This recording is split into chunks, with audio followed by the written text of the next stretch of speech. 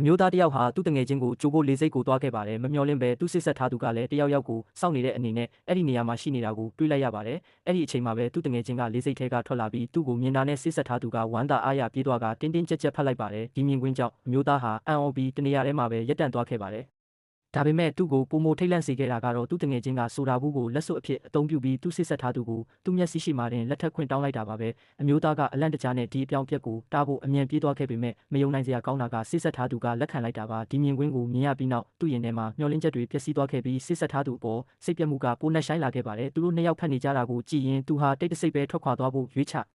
ရခဲ့ပါတယ်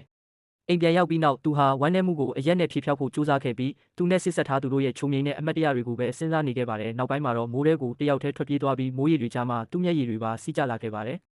နောက်တစ်နေ့မှာတော့သူဟာမိသားစုကိုနှုတ်ဆက်ပြီးမြို့ကနေထွက်ခွာဖို့ပြင်ဆင်ခဲ့ပါတယ်အဲ့ဒီအချိန်မှာစစ်ဆက်ထားသူအိမ်ပြန်ရောက်လာတော့သူကစကားတခုမှမပြောဘဲထွက်သွားပြီဆိုတာသိလိုက်ရပါတယ်သူမကအမျိုးသားရဲ့ညီမအိမ်ကိုအမြန်သွားရှာပြီးမဲ့တကားဖွင့်မပေးတာကြောင့်အပြင်မှာပဲစောင့်နေခဲ့ရပါတယ်ခဏကြာမှညီမပြန်ရောက်လာပြီးအမျိုးသားကနိုင်ငံခြားထွက်သွားပြီဆိုတာသိလိုက်ရချိန်မှာသူမဟာအလွန်စိတ်ပြတ်သွားခဲ့ပါတယ်